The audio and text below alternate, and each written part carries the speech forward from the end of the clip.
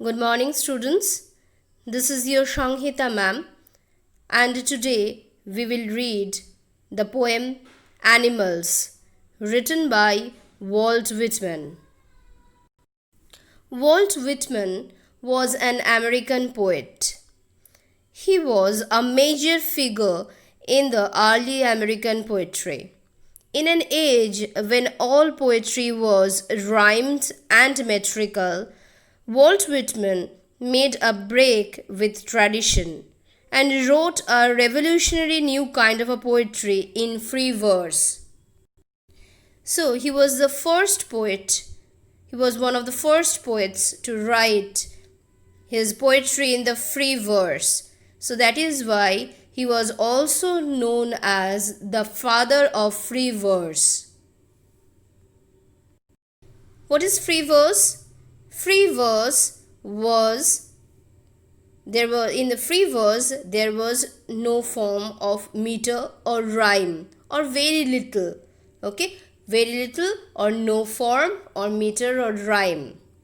So this type of poetry was called free verse.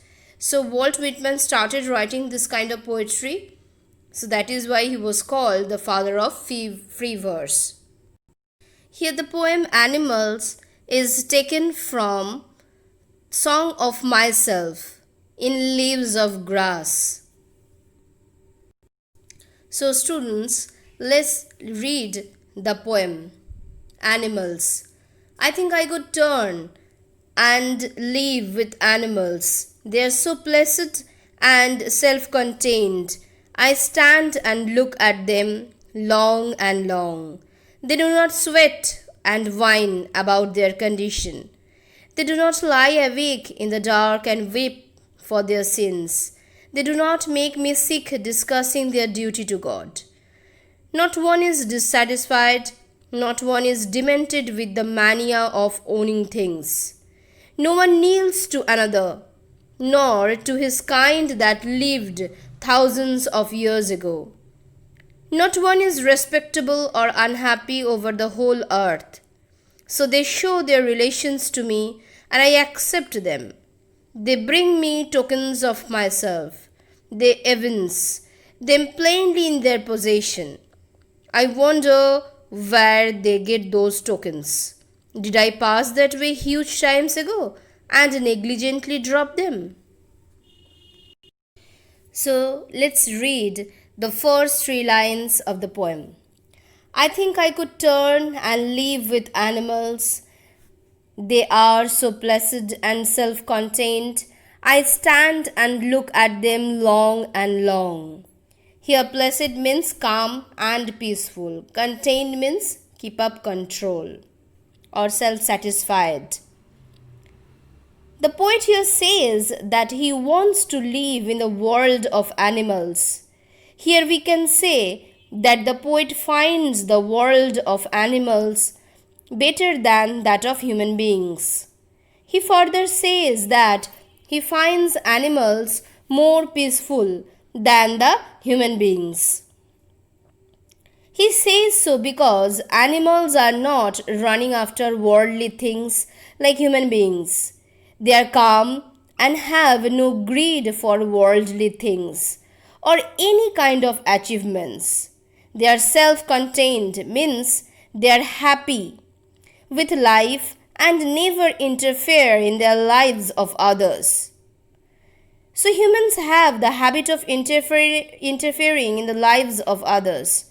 So the poet thinks that the animals are better than the human beings for being calm and not interfering in the matters of others.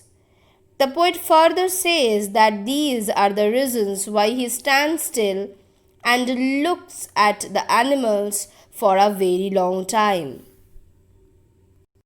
So the literary device that is used over here is anaphora. The word I, here you can see it was being underlined. Here the word I used at the start of the two consecutive lines. So this is an example of anaphora. Repetition is also used in the word long. Long and long. So the word repetition. So the literary device used here is repetition and anaphora. So let's read the next four lines. They do not sweat and whine about their condition. They do not lie awake in the dark and weep for their sins. They do not make me sick discussing their duty to God. Not one is dissatisfied, not one is demented with the mania of owning things. So here sweat means complaint, whine means cry, sins means wrongdoing or misdeed, demented means mad or disturbed. So here the poet says that unlike the human beings, animals do not complain of any misery. They never cry out loud like the humans do to show what they have lost. They never stay awake in the night crying in repentance for their wrongdoings or for their sins.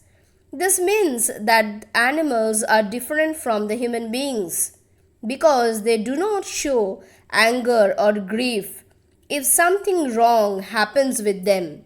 The poet further says that animals are very truthful because they never boast of their good deeds done in the name of God.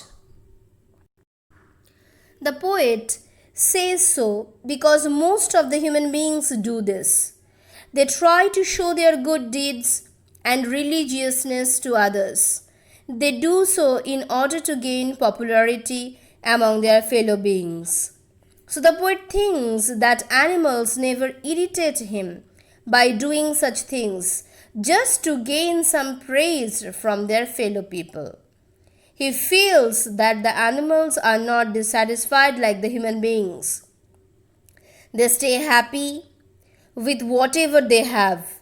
They never run behind worldly things. They never try to possess things of comfort or luxury. He says that none of them is mad behind owning the worldly things like the humans do.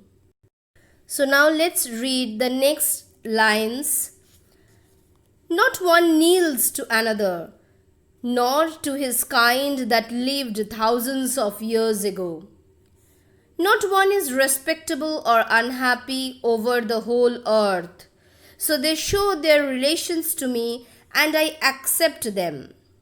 They bring me tokens of myself.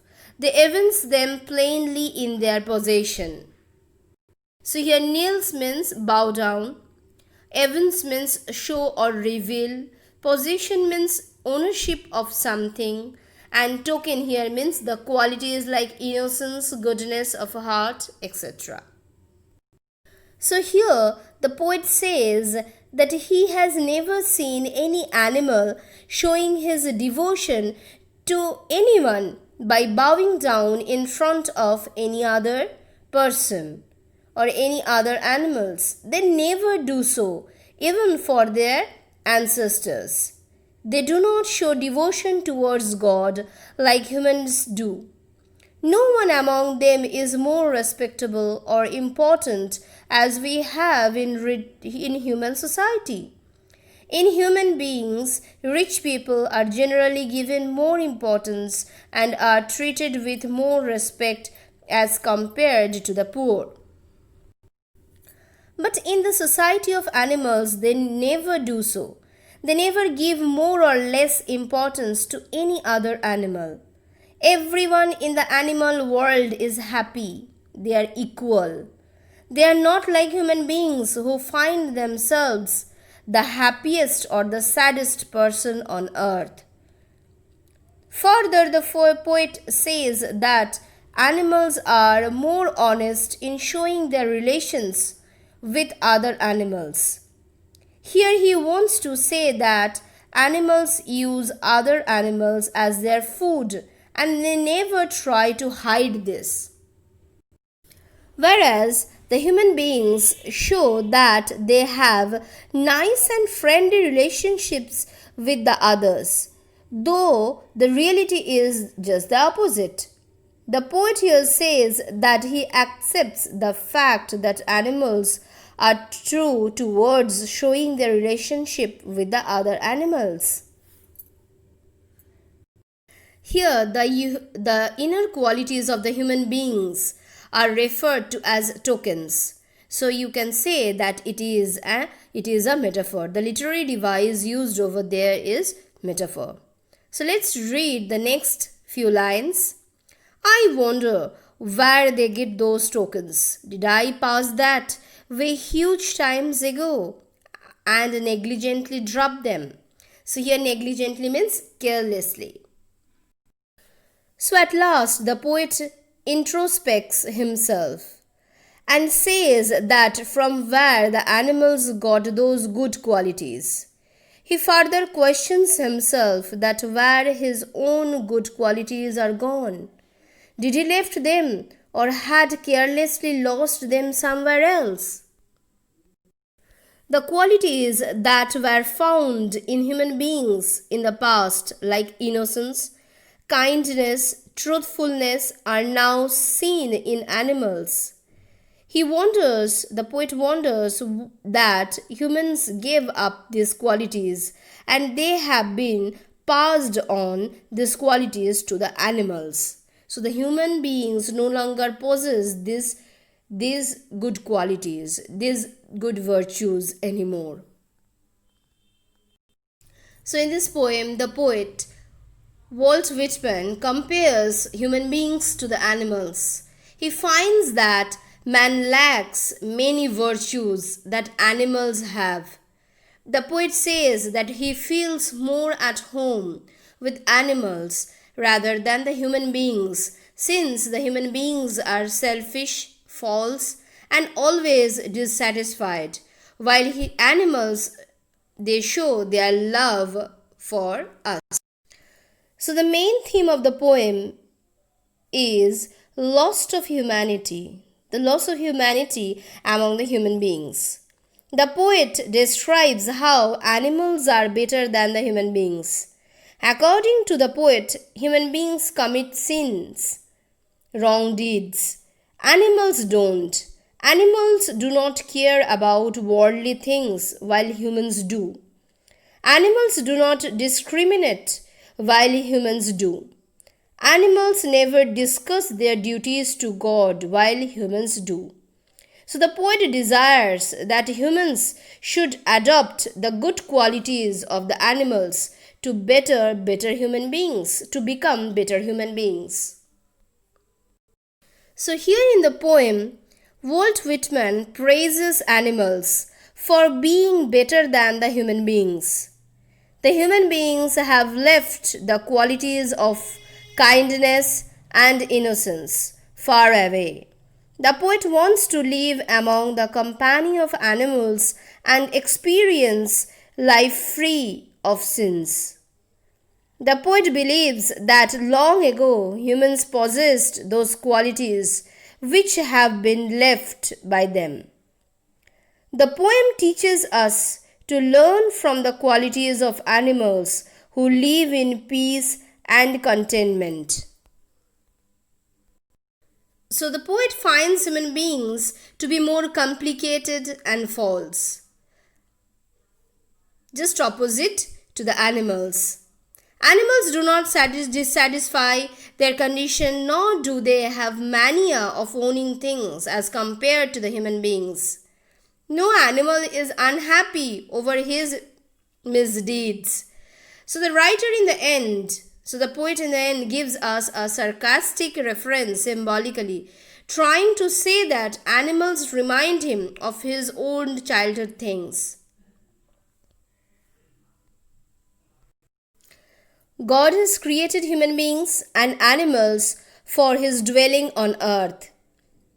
God placed human beings to a high position than so that of the animals. To Walt Whitman, the great American poet, animals are better than the human beings. The poet finds some qualities in animals which man do not have. He expresses this by his poem Animals. According to the poet, animals are peaceful and self-satisfied. They don't complain about anything. On the other hand, humans are crazy for the material things. Human beings lie awake at the night and cry for the wrong they have done, and at last they lose their temper over the trifles, that means the simple ordinary things. Animals are quite happy. They don't idle away their time discussing their duties to God like the human beings. So the poet finds that humans do not have those qualities which are shown by the animals, such as signs of love, quietness, kindness, selflessness, honesty, patience, sympathy, etc. These qualities are absolutely necessary for a good life. He says further that for the animals all are equal. He feels the life of a human being is full of stress, depression, anxiety, and he was so unhappy that he uh, that he wants to live with the other animals. So the poet wishes to make a relationship with the animals. So what can we learn from the poem Animals?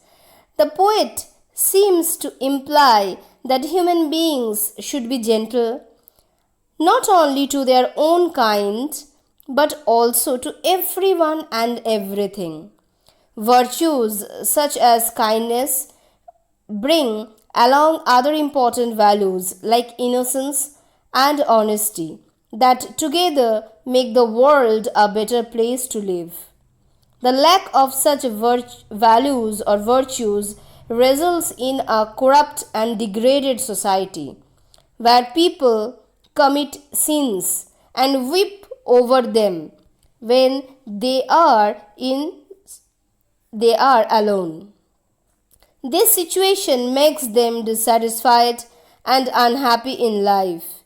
Human beings probably had these virtues in them once, but along the course of civilization, they have left them behind and become greedy and cunning.